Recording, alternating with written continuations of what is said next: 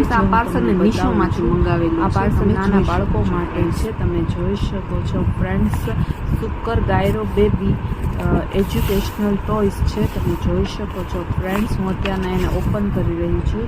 તમે જોઈ શકો છો, અનબોક્સિંગ કરી રહી છું. હવે હું આને ઓપન કરીશ. આવી રીતના ટોયસ આવે છે. આને વન ટાઈપ ઓફ સ્પિનર પણ તમે કહી શકો છો. તમે જોઈ શકો છો ગ્રીન કલર છે, રેડ છે. તમે જોઈ શકો છો આ ટાઈપ્સના ટોયસ આવે છે.